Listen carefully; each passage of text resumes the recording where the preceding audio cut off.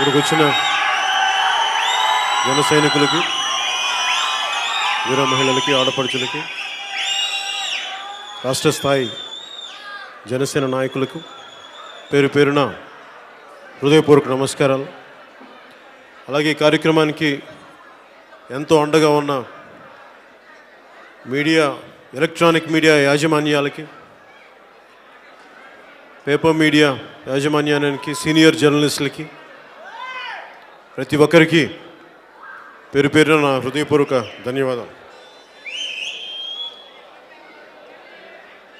ఈ జనవాణి కార్యక్రమం మొదలుపెట్టినప్పటి నుంచి ఒకసారి సమస్యలు ఉన్న చోట మనం వెతుక్కొని వెళ్తే వచ్చే సమస్యలు నిజంగా ఒక పొలిటికల్ పార్టీగా మాకు చాలా గొప్ప అవకాశం.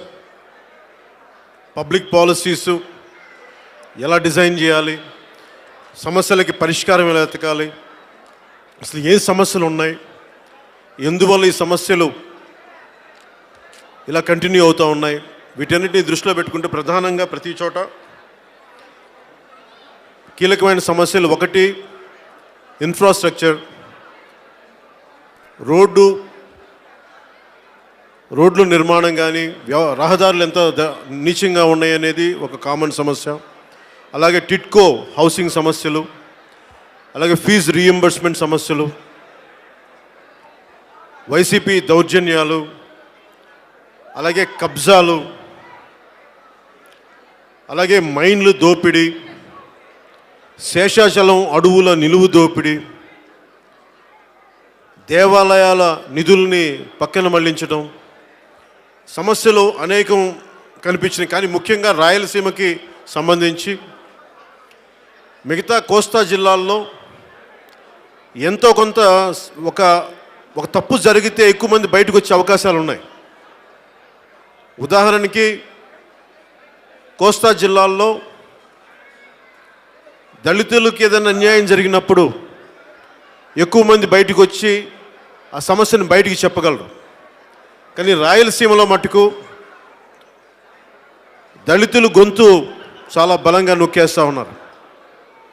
ఎవరు బయటికి రాలేని పరిస్థితులు. రాయలసీమలో ముఖ్యంగా చిత్తూరు కానీ, కర్నూలు కానీ, కడప కానీ, అనంతపురం కానీ ఇంతమంది యువత ఉన్నారు. ఇక్కడ టీవీల్లో చూస్తున్న, దీన్ని వీక్షిస్తున్న లక్షలాది మంది యువత ఉన్నారు. వీరందరికీ ఎందుకు ఉపాధి అవకాశాలు లేవు? ఇక్కడ ఒక పరిశ్రమ ఎందుకు రావు? మిగతా జిల్లాల నుంచి ఎందుకు కడప జిల్లాకి వెళ్ళలేకపోతున్నారు? కడప జిల్లా నుంచి కోస్తాంధ్రాకి రాగలుగుతున్నారు, కానీ కోస్తాంధ్ర నుంచి కడప జిల్లాకి ఎందుకు వెళ్ళలేకపోతున్నారు? ఎందుకు పరిశ్రమలు పెట్టలేకపోతున్నారు? అంటే అక్కడ రాజకీయ నాయకుల వ్యవహార శైలి, రాయలసీమ వెనకబాటుతనానికి ముఖ్య కారణం. రాయలసీమ నుంచి ఇంతమంది ముఖ్యమంత్రులు ఉన్నారు, ఒక్కొక్కరి దగ్గర వేల కోట్లు ఉన్నాయి. హార్సులు, గుర్రాలు పెట్టుకొని, చక్కటి ఫామ్ బైక్స్ పెట్టుకొని తిరిగే నాయకులు ఉన్నారు. కానీ ప్రజలకి ఒక చిన్నపాటి ఉపాధి లేదు. రైతాంగం నష్టపోతూ ఉంది. అలాగే ముఖ్యంగా కనీసం చెరువులు పూడికి తీయించలేని పరిస్థితులు. ఒక 3 లక్షలు 5 లక్షలు పెడితే కనీసం ఒక 9,000 ఎకరాలకి 6,000 ఎకరాలకు కూడా ఒక 25 లక్షలు ఖర్చు పెడితే, 10 లక్షలు ఖర్చు పెడితే కూడా నీళ్ళకి ఇబ్బంది లేని పరిస్థితులు ఉంటాయి. ఏదన్నా మాట్లాడదామంటే చాలా దౌర్జన్యాలు. మరి ఇవన్నీ మారాలి అంటే ఏం జరగాలి భవిష్యత్తులో?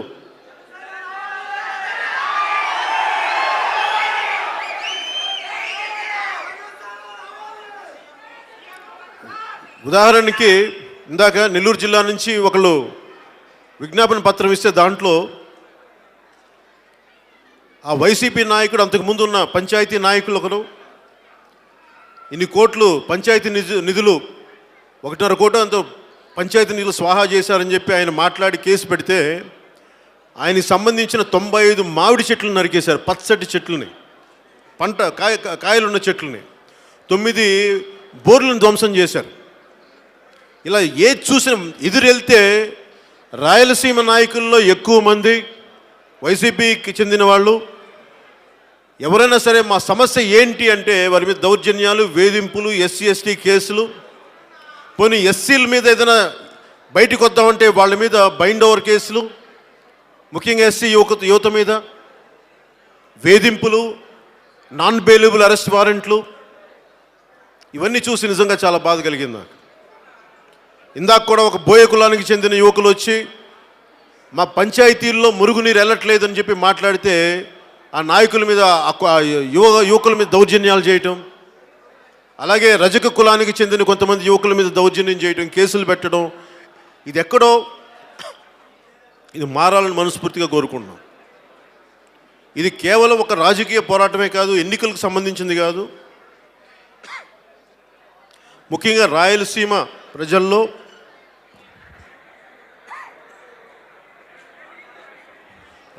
ప్రజల్లో ఒక చైతన్యం రావాలి, మార్పు రావాలి. నిన్న కూడా చెప్పాను, ఇన్ని సుగాలీలు ఉన్నారు. మాల మాది కులాల్లో దాదాపు 63 ఉపకులాలు ఉన్నాయి. వారికి గుర్తింపు లేదు. బోయ కురబ కులాలు ఉన్నాయి. బలిజ ఉపకులాలు ఉన్నాయి. అలాగే యాదవ కులాలు ఉన్నాయి. ఏ ఒక్కరికి ఇందాక మన వడ్డెర కులానికి సంబంధించిన ఒక విజ్ఞాపన పత్రంలో వడ్డెర్లకు చెందిన ఒక సమరయోధుడి గురించి చెప్తా. ఈయన ఎవరని అడిగితే మా సమరయోధుడు అన్న వడ్డెర కులానికి చెందిన వ్యక్తి అని చెప్పి. అంటే ప్రతి కులంలో మహానుభావులు ఉన్నారు. దీన్ని ఒక కులం మాటకే, అంటే ఒక కులం అని నా ఉద్దేశం, అందరిలాగా నేను మాట్లాడడానికి నాకు చాలా ఇబ్బంది. నేను కుల వైషమ్యాలని, కుల గొడవల్ని నేను పెట్టడానికి రాలేదు. కానీ కొన్ని కులాల్లో కేవలం కొద్ది మందే బాగుపడి మిగతా అన్ని కులాలని మీరు ఎంతసేపు మా మోచేతి అంబలు తాగాలి అన్న ధోరణి ఉంది కొద్ది మందిలో. ఈ పరిస్థితి మారాలని నేను మనస్ఫూర్తిగా కోరుకుంటున్నాను. రాయలసీమలో వెనకబడ్డ కులాలు, అధికారానికి దూరంగా ఉన్న కులాలు, వీరికి గుర్తింపు లేనంత కాలం, వీరికి రాజకీయ సాధికారత లేనంత కాలం రాయలసీమ వెనుకబాటుతనం ఇలాగే ఉంటుంది. ఇది మీరు మారాలి అంటే ముఖ్యంగా రెడ్డి సామాజిక వర్గానికి చెందిన యువత, మిగతా అగ్రవర్ణాలకు చెందిన యువత, వెనుకబడ్డ కులాలకి మీరు పెద్దన్నలాగా వ్యవహరించాలి. మీరు ముందుకు తీసుకెళ్ళాలి వాళ్ళని. వారి కష్టాలు చూడండి. ఒక్కొక్కరిలో ఉద్యోగాలు లేవు, ఉపాధులు లేవు, గొంతెత్తుదామంటే తొక్కేస్తూ ఉన్నారు. ఇది చాలా బాధగా ఉంది నాకు. ఏదన్నా మిగతా పార్టీల్లాగా నేను కులాల గురించి మాట్లాడదామంటే నా కులాల మధ్య ద్వేషం పెట్టడం నాకు ఇష్టం లేదు. కానీ అసమానతలు ఉన్నాయి, తప్పులు ఉన్నాయి, కుల దూషణలు ఉన్నాయి. ఇందాక ఎస్సీకి మాదిగ కులానికి చెందిన యువకులు బాధపడతా ఉన్నారు నా దగ్గరికి వచ్చి. కులాలతో దూషిస్తారన్నా ఏం చేస్తా ఉన్నా, మా బతుకులు ఇంతే అని. ఇది మారాలని నేను కోరుకుంటా ఉన్నాను. ఇది మారాలి అంటే ఒక సరికొత్త రాజకీయ చైతన్యంతో ఉన్న పార్టీ కాదు, జనసేనని కాదు నా ఉద్దేశం. మీరు మారాలి, మీ ఆలోచన విధానం మారాలి. మీరు ధైర్యంగా వచ్చి మనకి ఎందుకు ఈ అన్యాయం జరుగుతుంది, ఎందుకు రాయలసీమ ఇంత వెనకబాటులో ఉంది, ఎందుకు ఒక ఎమ్మెల్యే కూర్చోబెట్టి గుర్రాలు పెట్టుకొని ఫామ్ హౌస్లు పెట్టుకునే స్థాయికి, హార్స్ ఫామ్లు పెట్టి మన గుర్రాలు కూడా పెంచుకునే ఒక గొప్ప ఫామ్స్ పెట్టుకునే స్థాయిలో వాళ్ళు ఉన్నప్పుడు కనీసం మనకి ఎందుకు ఒక చిన్నపాటి ఉపాధి కూడా లేదు, ఎందుకు మన గ్రామాలు మురుగునీటి సౌకర్యాలు లేవు, చంద్రగిరి నియోజకవర్గంలో నగరి నియోజకవర్గాలే కానీ ఎందుకు మనకి కనీసం డ్రైనేజ్ ఫెసిలిటీస్ కూడా లేవు కొన్ని గ్రామాల్లో, ఎందుకు ఎస్సీలకు సంబంధించిన ఈ గ్రేవ్ యార్డ్స్లో, శ్మశాన వాటికల్లో ఎందుకు డంపింగ్ యార్డ్స్ ఉన్నాయి, ఎందుకు దీని గురించి ఎవరు మాట్లాడరు, ముస్లింల వక్ఫ్ బోర్డులకు సంబంధించిన వారి శ్మశాన వాటికలకి ఎందుకు కబ్జా చేయడానికి ప్రయత్నం చేస్తూ ఉన్నారు, ఎందుకు దూదేకుల్లో ఎందుకు ఇంత పవర్టీ ఉంది, ఎందుకు ఇంత దారిద్ర్యం ఉంది, ముస్లింలో ఎందుకు ఇంత వెనుకబాటుతనం ఉంది. ఇవన్నీ చూస్తే ఎక్కడా కూడా పంచాయతీని బలపరచట్ల.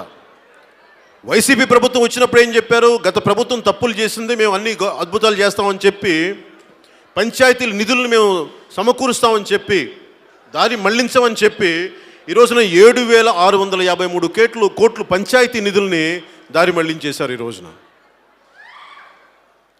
అలాగే ఫీజు రీయింబర్స్మెంట్కి ఎస్సీ ఎస్టీ విదేశీ విద్యా ఫీజు రీయింబర్స్మెంట్కి అక్కడ చిక్కుకుపోయినారు. అక్కడ వారు అటు రాలేక ఫీజులు కట్టలేక త్రిశంకు స్వర్గంలో ఉండిపోయారు. ఆ సమస్య ఒకటి ముందుకు వచ్చింది. ఇది మారాలి అంటే నేను ఒకటి రాయలసీమ గొప్పతనం మీకు తెలియాలి. ఉదాహరణకి రాయలసీమ గొప్పతనం ఎంతసేపు రాయలసీమ అనగానే మనకి మిగతా దేశాల్లో కూడా ఒకటే మాట్లాడతారు, మిగతా ప్రాంతాల్లో కూడా రాయలసీమలో హింస ఎక్కువ ఉంటుంది, ఫ్యాక్షన్ రాజకీయాలని మాట్లాడుతాను. నాకు అలాంటి రాయలసీమ నేను ఎప్పుడు నాకు కనిపించదు. నాకు కనిపించే రాయలసీమ చదువుల సీమ. అది అత్యధిక గ్రంథాలయాలు రాయలసీమలో ఉండేవి. సరస్వతి గ్రంథాలయం అని చెప్పి కడపలో ముఖ్యంగా పులివెందల్లో ఉండేది. అలాంటి పులివెందలు ఈ రోజున హింసకి మనకి పర్యాయ పదం అయింది. కానీ అది ఒకప్పుడు సరస్వతి గ్రంథాలయం ఉన్న పేరు మర్చిపోయాం. ఈ రోజున ఎవ్వరికీ మానవ హక్కులు సంపూర్ణంగా ఇక్కడ ఉల్లంఘిస్తూ ఉన్నారు. ఇవన్నీ చూస్తే చాలా బాధగా ఉంది నాకు. ముఖ్యంగా రాయలసీమ యువతకి, రాయలసీమ ఆడపడుచులకి చెప్తున్నాం. అల్లసాని పెద్దన్న గారి మనుచరిత్రలో రాయలు వారు పెనుగొండను వేసవిడిదిగా చూసేవారు. దాన్ని దృష్టిలో పెట్టుకొని ఆ కథానాయకుడి యొక్క ప్రాంతం ఎలా ఉంటుందని చెప్పడానికి, రాయలసీమ గొప్పతనం తెలియజేయడానికి చివురు కొమ్మకు కూడా చేవ ఉంటుందని. చివురు కొమ్మ అంటే చిగురు కాదు. ముఖ్యంగా ఆ కాలం మరి ఇప్పుడు ఉంది, ఇప్పుడు దాన్ని ఏం పిలుస్తారో తెలియదు. కానీ చివురు కొమ్మ అంటే చిన్న చెట్టు. అది దానికి చిన్నపాటి కొమ్మకు కూడా ఎంత సత్తా ఉంటుందంటే కొడితే ముఖం వాచిపోయింత సత్తా ఉంటుందని చెప్పడం దాన్ని నిదర్శనం. చివురు కొమ్మకు కూడా ఇంత చేవ ఉంటుంది రాయలసీమ నేలలోని. అలాంటి సీమ నేల నుంచి ఉన్న యువత మీరందరూ, ఆడపడుచులు మీరందరూ 400కి పైగా అన్నమాచార్య కీర్తనల్ని రాళ్లపల్లి అనంతకృష్ణ శర్మ గారు, కర్ణాటక విద్వాంసులు, తెలుగు పండితులు, రచయిత కట్టమంచి రామలింగారెడ్డి గారిని ఆయన గుర్తించి ఆయన ప్రపంచానికి మరింత ఆయన ప్రతిభను తెలియజేశారు. అలాంటి మహానుభావులు ఉన్న నేల ఇది. మీరు భయపడితే మార్పు రావాలి అంటే మీరు భయపడితే మార్పు రాదు. నేను సంపూర్ణంగా నాకేం సరదా కాదు రాజకీయాలు. డబ్బున్నాడు, అధికారం ఉన్నాడు, మిగతా వాళ్ళ దగ్గర నువ్వు కూర్చోబెట్టి మర్యాదగా ప్రవర్తించకపోతే నీ డబ్బు, నీ అహంకారం మడిచి ఇంకెక్కడన్నా పెట్టుకో, మా దగ్గర చూపించు. ఈ దేశంలో సగటు పౌరుడు ఏమి కోరుకోడు, మా ఆత్మగౌరవాన్ని మాకిమ్మని కోరుకుంటాడు. ఎందుకు మిగతా కులాలకు కూడా, అణగారిన వర్గాలకి ముఖ్యంగా ఎందుకు రాయలసీమలో రాజకీయ సాధికారత రావాలని మీరు చేతులు కట్టుకునే సంస్కృతి పోవాలని కోరుకున్నారు. మీ చేతులు కట్టుకునే ప్రేమతో చేతులు కట్టుకోండి, భయపడి చేతులు కట్టుకోకండి. ఇది మారాలని నేను కోరుకుంటా ఉన్నాను.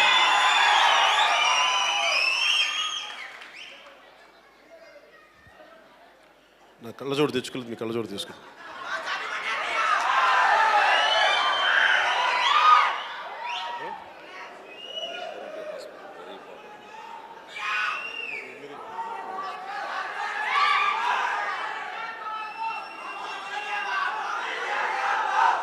మొన్న వైసీపీ నాయకుడు జనసేన అంట వెళ్ళి మొత్తం ఒక కులానికి, ఇంకో సామాజిక వర్గానికి మొత్తం గంపగుత్తుగా అమ్మేస్తున్నాం అన్న. మాకు ఇంకేం పని లేదంట మాకు. అంటే మీరు అంటే ఎందుకు చెప్తున్నానంటే మూడో ప్రత్యామ్నాయం ఉండాలి ప్రపంచంలోనే. కమిషన్ కూడా, కోర్టులో కూడా కమిషన్లు విధించేది single judge, 3 member committee, 5 member committee చేస్తారు. ఎందుకంటే ఒక్కళ్ళు కుమ్మక్కు అయిపోకుండా మూడవ వ్యక్తి ఉండాలి. అలాగే రాష్ట్రానికి కూడా, దేశానికి కూడా ఖచ్చితంగా మూడో ప్రత్యామ్నాయం ఉండాలి. రాష్ట్రానికి కూడా మూడో ప్రత్యామ్నాయం ఉండాలి. నేను ఎవ్వరికీ అటు తెలుగుదేశంకి కానీ వైసీపీకి కానీ మేము కొమ్ము గాయడానికి మేము సిద్ధంగా లేవు. ఇక్కడ గౌరవిస్తాం. ఈ మధ్యన మాట్లాడితే మీరు టీడీపీని అంటూ ఉంటారు. నేను చెప్తాను మీకు అందరికీ, మీకు కూడా నేను వివరణ ఇవ్వాలి. టీడీపీకి 2014లో ఎందుకు సపోర్ట్ చేస్తానో కూడా మీకు చెప్తాను. ఇప్పటిదాకా నేను ఎప్పుడు చాలా తక్కువ సందర్భాల్లో కొద్దిమంది దగ్గరున్న వ్యక్తులు తెలియజేశాను తప్ప పబ్లిక్గా ఇప్పుడు చెప్పలా.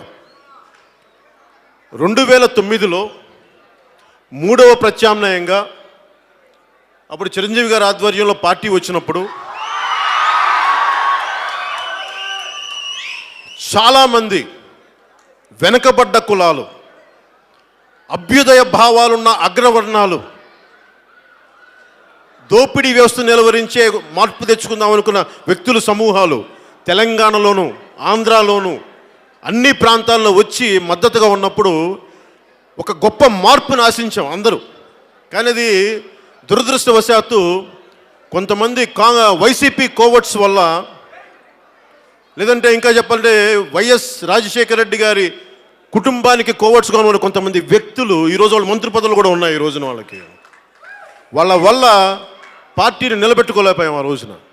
ఆ రోజు నేను ఒకటే పంతం పెట్టాను, నేను ఎప్పటికీ కలవను, నేను ఇక్కడే ఉంటాను మన కోసం. ఎందుకంటే ఆ రోజున చిరంజీవి గారిని చూసింది చాలామంది మార్పుకి సంకేతంగా చూశారు. కానీ ఈ కుట్ర రాజకీయాల్లోకి ఆయన్ని నిలవలేకుండా చేశారు. నేను ఆ రోజు ఒకటే పంతం పట్టా, ఈ మార్పు వచ్చే వరకు ఉంటే ఉంటాం, పోతే పోతాం, కానీ మార్పు తీసుకొచ్చి తీరుతాం. ఆ రోజు సమయం కోసం వెయిట్ చేశాను. చాలామంది తెలంగాణలోను మిగతా ఆంధ్రాలోను నాతో పాటు యువ విభాగంలో ఉన్న అందరూ అడిగారు, అన్న మమ్మల్ని ఏం చేయమంటారు. నేను చెప్పాను, మీరు ఏ పార్టీలకు వెళ్ళిపోండి, కానీ నేనైతే వెళ్ళనమ్మా, ఏ పార్టీకి వెళ్ళను, నిలబడే ఉంటాం.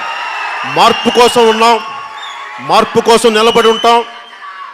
సమయం చెప్పినప్పుడు బయటకు వస్తానని చెప్పాను ఆ రోజు. అందుకే నేను ఎప్పుడు కూడా ఒక్కసారి కూడా ఢిల్లీ అన్నయ్య గారు మంత్రిగా ఉన్నప్పుడు మర్చిపోకండి విషయం. ఆ రోజున చాలామంది నన్ను బెదిరించారు. అప్పుడు ముఖ్యమంత్రి కూడా నన్ను చాలా సంకేతాలు పంపారు, నువ్వు రావాలి అది ఇది అని చెప్పి. నేను ఎప్పుడు నేను అలా భయపడ్డాను.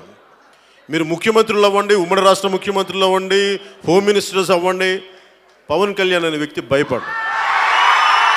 దయచేసి అందరూ తెలుసుకో, మార్పు కోసం నిలబడ్డవాడు ఒత్తిడి తీసుకుంటాడు, దెబ్బ తింటాడు. నేనేం పారిపోను, ఇక్కడే ఉంటాం. కానీ 2014లో ఎందుకు టీడీపీకి సపోర్ట్ చేశానంటే, టీడీపీ సపోర్ట్ చేయాలని పార్టీ స్టార్ట్ చేయలే, అప్పుడు భావన ఉండిపోయింది. ఈరోజు రాష్ట్ర విభజన జరుగుతూ ఉంది. పాలకులు చేసిన తప్పుకి నా తెలంగాణ ఆ రోజున అందరూ నాయకులు తిడతా ఉంటే ఒకటే అనిపించింది, మీరు పాలకులు చేసిన తప్పుకి మీరు ప్రజలు తిడతారండి, ఆంధ్ర ప్రజల్ని. వాళ్ళ తప్పే ఉంది. ఈ ఆవేదన ఉండిపోయింది. ఎవరు మాట్లాడతారు? ఎంపీలు మాట్లాడరు. మాట్లాడితే హైదరాబాద్లో ఆస్తులు పోతాయి. భయాలు. నాకు ఆ భయాలు లేవు. ఉన్న ఆస్తి కూడా పోగొత్తి లాగేసుకుంటే పర్లేదు, నేను ప్రజల కోసం నిలబడతాను. అందుకంత ధైర్యంగా మాట్లాడాను ఆ రోజున. ప్రధానమంత్రి అభ్యర్థిగా ఉన్న నరేంద్ర మోదీ గారిని ఆ రోజు కలిసి ఒకటే చెప్పాను, ఒక రాష్ట్రంలో సడన్గా మేము పరాయి వాళ్ళం అయిపోతామా? ఆంధ్ర ప్రజలు ఒక నేల విడిపోతే పరాయి వాళ్ళు అయిపోతామా? నేను ఇదే అడిగాను ఆయన్ని గాంధీనగర్లో. ఆయన ఒకటే మాట అన్నారు, అలా అనుకుంటే దేశం విచ్ఛిన్నమైపోతే ఇలాంటి ఆలోచనలు ఉంటే. గాంధీ అలాగే సూరత్లో బోల్డంతమంది తెలుగు వాళ్ళు ఉన్నారు, అప్పుడు గుజరాతీలు ఏం చేయాలి అలా అయితే అన్నారు. నేను అదే చెప్పాను, అందుకని మీలాంటి వ్యక్తి ప్రధానమంత్రిగా కావాలి సార్, అందుకే నేను మీకు సంపూర్ణ మద్దతు ప్రకటిస్తున్నానని చెప్పాను ఆ రోజున. అయిన తర్వాత తెలుగుదేశం పార్టీకి ఆ రోజున నా దగ్గర 2-3 సార్లు కబురు పంపిస్తే నేను ఒకటే చెప్పాను, దాని గురించి పెద్ద ఎక్కువ మాట్లాడలేదు. నేను 1-2 పర్యాలు గబుక్కుని 2-3 నేను ఊహించలేని కొన్ని మాట్లాడితే నాకు చిరాకు కలిగింది. అందుకని అప్పటి ముఖ్యమంత్రి అభ్యర్థిగా ఉన్న చంద్రబాబు నాయుడు గారితో మాట్లాడలేదు. పక్కన మీరు మర్యాద పాటించకపోతే ఎట్లా అని, కొత్తగా రాజకీయాల్లోకి వచ్చేసామని చెప్పి మమ్మల్ని ఇలా ఆడుకుంటే ఎట్లా? మేబీ నేను రాజకీయాల్లో కొత్త ఉండేమో, కానీ మనుషులు మనస్తత్వాల మీద అవగాహన ఉన్నవాడిని. నేను అలా లొంగను మీకు అని చెప్పి నేను మాట్లాడలేదు ఆ రోజున.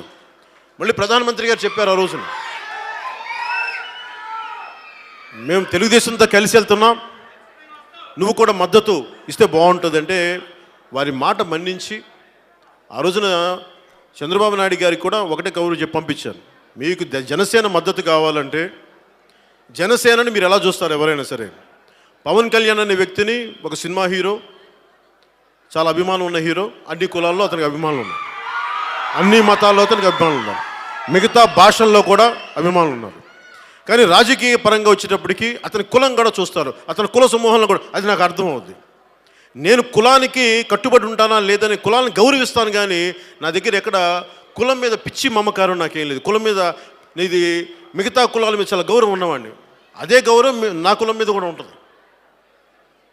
ఇవన్నీ చూసి నేను ఒకటే చెప్పాను, మీకు నా మద్దతు కావాలి అంటే మీరు మాతిథ్యం స్వీకరించండి, వచ్చి మా ఆఫీస్కి రండి, మీరు స్వీకరించి అప్పుడు మా సంపూర్ణ మద్దతు. ఎందుకంటే నాతో పాటు ఉన్న చాలామంది అభిమానులు మీకు మార్పు, మీ తెలుగుదేశంకి ఓటు వేయాలి అంటే, నేను పోటీ చేయకుండా ఓటు వేయాలి అంటే మీరు మా వాళ్ళకి గౌరవిస్తే తప్ప అది రాదు, అది ఓటు కింద టర్న్ అవుతుందని చెప్పాను, మనస్ఫూర్తిగా చెప్పాను. అంతేగాని వాళ్ళు తగ్గించడానికి కాదని చెప్పాను. ఇది ఒక కారణం. దీనికంటే ఇంకో కారణం ఏంటంటే, ఆ రోజున ప్రజారాజ్యం పార్టీ కనుక పెట్టి తీయకుండా కానీ ఉండుంటే మూడో ప్రత్యామ్నాయం ఉండేది. మనము నిలబెట్టుకోలేక అటు మిగతా రెండు పాటు కాంగ్రెస్ని కానీ అటు తెలుగుదేశం వాళ్ళని సంపూర్ణంగా చేయని ఒక చిన్న గందరగోళం ఏర్పడి ఆ తప్పు జరిగినందువల్ల ఒకటే అందరికీ భావన ఉంటుంది. నాకు ఎవరు చెప్పలేదు కానీ నాకు అర్థమైంది, మీరు నిలబెట్టుకోలేరు మూడో ప్రత్యామ్నాయాన్ని, మమ్మల్ని చేసుకొని ఎవరన్నా ఆవేదన కోపం ఉంది. ఆ కోపానికి నేను సారీ చెప్పాను. గతంలో మాకు జరిగిన తప్పుకి ఈరోజు మేము ఏవి బేషరతుగా నేను మీకు సపోర్ట్ చేస్తాను, మేము నుంచి ఏం ఆశించను, అందుకు చేశాను తెలుగుదేశానికి, అందుకేం ఆశించలేదు. ఎందుకంటే మనము నిలబెట్టుకోలేనప్పుడు ఇంకొకరిని చేయనివ్వనప్పుడు తప్పు అవుతుంది ప్రజాస్వామ్యం. నేను కన్స్ట్రక్టివ్ పాలిటిక్స్ ఇష్టపడతాను కానీ డిస్ట్రక్టివ్ పాలిటిక్స్ నేను ఇష్టపడను. ఈ రోజున మునుగోడులో కూడా జనసేన పోటీ చేయాలని మన తెలంగాణ నాయకులు కోరుకుంటే ఒకటి చెప్పాను, ఎన్ని ఓట్లు వస్తాయి, కొన్ని ఓట్లు వస్తాయి కాదంట్లా, అది 100, 1000, 2000 నాకు తెలియదు, వస్తాయి కొంత ఓట్లు. దానివల్ల అలాంటి ప్రయోజనం కాదు. జనరల్ ఎలక్షన్స్, తెలంగాణ జనరల్ ఎలక్షన్స్లో ఒక పరిమితమైన స్థానంలో పోటీ చేద్దాం, అంతేగాని ఇలా కూర్చోబెట్టి డిస్ట్రక్టివ్గా ఆడొద్దు అక్కడ పాలిటిక్స్ అని చెప్పి నేను కన్స్ట్రక్టివ్గా ఆలోచిస్తాను. ఇలాంటి ఉద్దేశంలో ఉన్నవాడిని.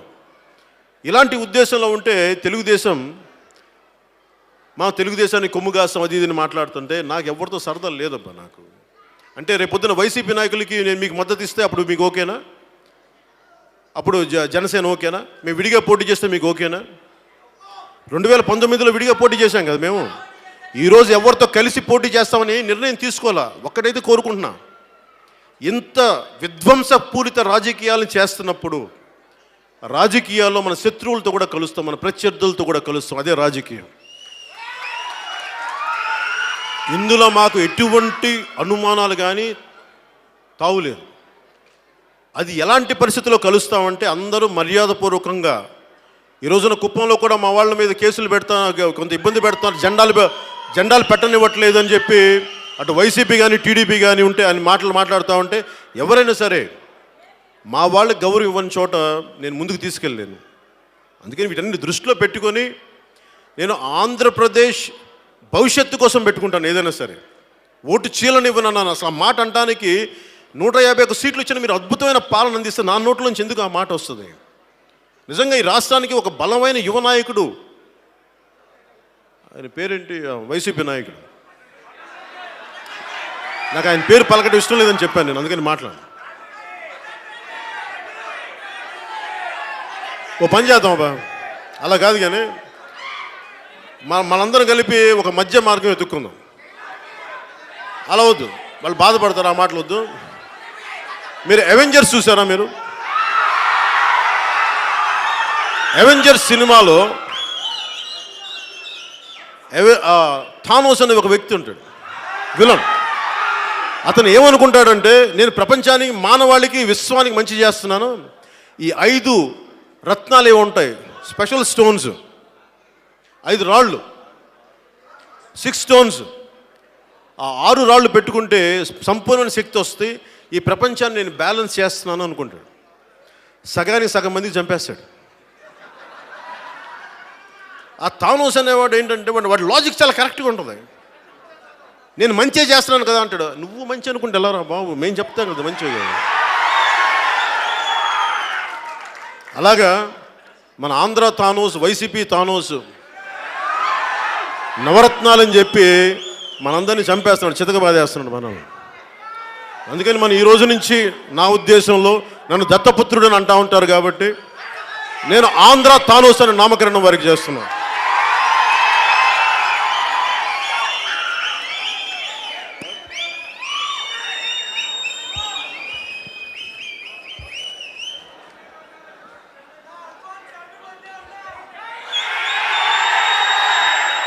అలాగే సజ్జల గారికి కూడా నేను రాయలసీమలో చూసింది ఒకటే, ఆధిపత్య పోరు. అంటే మేము తప్ప ఇంకా మిగతా వాళ్ళు కుదరదయా? అలా కుదరదమ్మా, మార్పు వస్తుంది. ఈ రోజున తెలుగు చిత్ర పరిశ్రమ ఒక్కళ్ళదా? ఒక మెగా ఫ్యామిలీదా తెలుగు చిత్ర పరిశ్రమ? కాదు. తెలుగు చిత్ర పరిశ్రమ కొద్దిమంది హీరోలదనా? కాదు. ఒక్క కులానిదా? కాదు. కార్తికేయన్ ఒక సినిమా వచ్చి దేశం అంతా దులిపేస్తుంది. నిఖిల్ అని ఒక హీరో. నేను మార్పు రావాలని కోరుకుంటే ఇదే మార్పు అంటే. ఇది మాది అని అనుకోవడానికి లేదు, అందరూ రావాలి ఇక్కడికి. అలాగే జాతీయ చిత్ర పరిశ్రమ అంటే హిందీ అనుకునేవాళ్ళు కాదు, ఈ రోజున తెలుగు కూడా వెళ్ళిపోయింది ఈ రోజున. అలాగే అపార్థియుడు, వర్ణ వివక్షతో కూడిన సౌత్ ఆఫ్రికా, కేవలం శ్వేత జాతీయులే ఈ దేశాన్ని ఏలుతాం సౌత్ ఆఫ్రికాని, నల్ల జాతీయులకి లేదు అంటే మండేలా లాంటి ఒక మహానుభావుడు పుట్టి వర్ణ వివక్షను తీసేసి నల్ల పాలన పెట్టాడు. అలాగే మన పాలకులు కూడా, అహంకారంతో నిండిపోయిన పాలకులు కూడా మిగతా కులాలకి, మిగతా వెనకబడ్డ వారికి మీరు స్థానం ఇచ్చే తీరాలి. అది జరుగుద్ది, సత్యం తథ్యం. అది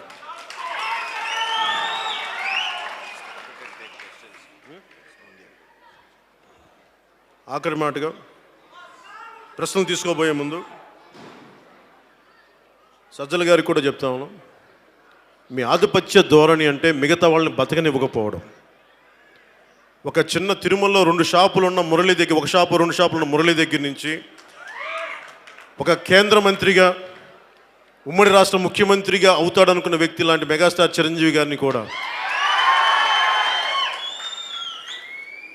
మురళి టు మెగాస్టార్ మీరు అందరూ చేతులు కట్టుకొని ఉండాలంటే సజ్జల గారు అదే ఆధిపత్య ధోరణి అంటే, అంతకుమించి ఇంకేం లేదు. మీరు అడుగుతున్నారు కదా మేము ఆధిపత్యం ఏంటి అని మాట్లాడతారు కదా, ఇదేనండి. మిగతా హీరోలు కూడా ఎవరికి వాళ్ళు స్వశక్తి వచ్చిన వాళ్ళండి. మీ ఇంటి దగ్గర దిగి నడవాలి, మీ కోటలోకి ప్రవేశించాలంటే అక్కడ దిగి నడుచుకుంటారండి.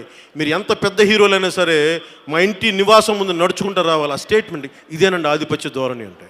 అరే ఇంత సాధించిన వాళ్ళకి, స్వశక్తి మీద ఆధారపడ్డ వాళ్ళకి, ఆత్మగౌరవంతో పెరిగిన వాళ్ళకే మిమ్మల్ని ఇలా ట్రీట్ చేస్తే ఇంకా సామాన్యుడి పరిస్థితి ఏంటండి ఈ దేశంలో, ఈ రాష్ట్రంలో, ఈ రాయలసీమలో, ఈ నేలలో?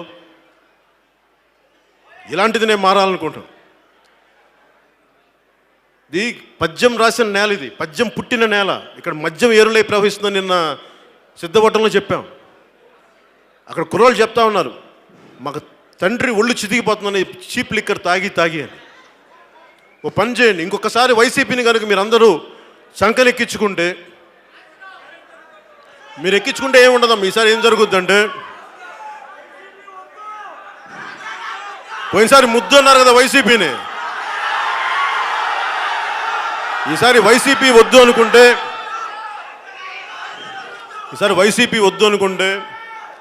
ఇంకొకసారి పెట్టుకుంటే వైసీపీని ఇప్పుడు జపాన్ దేశంలో పెట్టినట్టుగా మద్యం పోటీలు పెడతారు, బూమ్ పోటీలు పెడతారు, ఎవరు ఎక్కువ మద్యం తాగుతారు. ఇలాంటి పరిస్థితులు రాకుండా ఉండాలి. ముఖ్యంగా ఈ తిరుపతిలో నేను కోరుకుంటుంది ఒకటే, వెనకబడ్డ అధికారానికి చూడని కులాలు, వెనకబడ్డ కులాలు, ఏదో నామకే వాస్తి తూతూ మంత్రంగా ఇచ్చే ఎస్సీ ఎస్టీ పదవులు కాదు, నిజంగా రాజకీయ పొలిటికల్ ఎంపవర్మెంట్ ఉన్న పదవులు, అలాంటి వ్యక్తులతో రాజకీయం రావాలి. ఒక దామోదరం సంజీవయ్య గారు లాంటి ఒక దళిత నేతని ఈ రాష్ట్రం గుండెల్లో పెట్టుకోవాలి. అలాంటి పాలన రావాలని మనస్ఫూర్తిగా కోరుకుంటూ నేను ప్రశ్నలు అడగదలుచుకుంటాడు.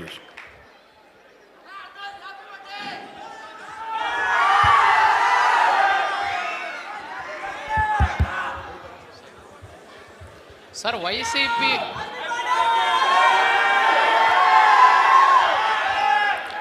వైసీపీ వ్యతిరేక ఓటును చీలనివ్వబోమని చెప్పేసి మీరు పదే చెప్తూ ఉంటారు. కానీ ఇప్పుడేమో మేము ప్రత్యామ్నాయంగా ఉంటామని చెప్తూనే మరోపక్క ఎవరితో కలవాల్సి వచ్చినప్పుడు కలుస్తామని చెప్తున్నారు. అసలు ఏంటి మీ స్ట్రాటజీ ఏంటి? ఏ విధంగా వెళ్ళాలనుకుంటున్నారు సార్? అలా స్ట్రాటజీలో చెప్పండి. స్ట్రాటజీ ఏంటి అని చెప్పబోదు. సభ వచ్చినప్పుడే చెప్పడం స్ట్రాటజీ అంటే. కానీ ఒకటే,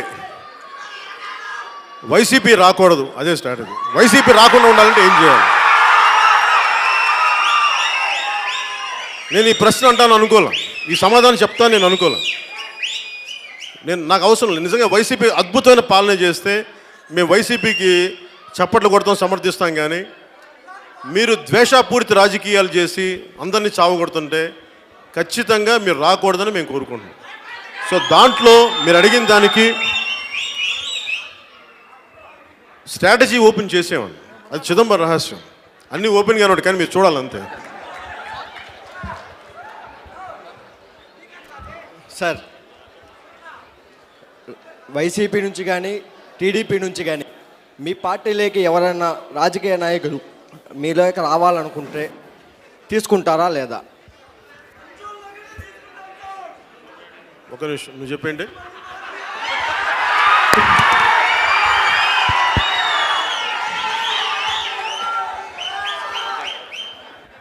ఒక్కడే,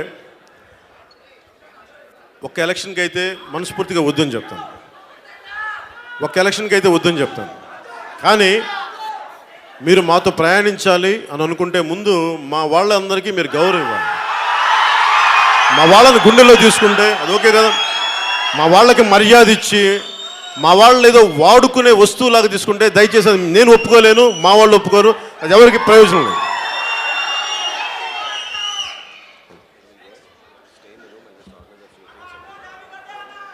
సార్ సార్ హలో సార్, నేను కోరుకునేది ఒకటే బా, నేను కోరుకునేది ఒకటే. నేను ఆంధ్రప్రదేశ్ భవిష్యత్తు కోసం మీకు ఉపాధి అవకాశాలు రావాలి, ఉద్యోగ అవకాశాలు రావాలి, ఆడపడుచులకి భద్రత ఉండాలి, వారికి స్వయం ప్రతిపత్తి ఉండాలి, వారికి ఆర్థిక సాధికారత ఉండాలి. పెన్షన్లు మీరు మా పార్టీకి వేస్తేనే పెన్షన్లు వస్తాయి, మిగతా పార్టీకి వేస్తే రావు. ఒక మాట చెప్పి దాని మాయ మాటలు చెప్పేది కాకుండా మనస్ఫూర్తిగా ఆంధ్రప్రదేశ్ బంగారు భవిష్యత్తు కోసం నా ఆఖరి శ్వాస వరకు నేను పనిచేస్తానని తెలియజేసుకుంటూ సెలవు తీసుకుంటూ జై హింద్. సార్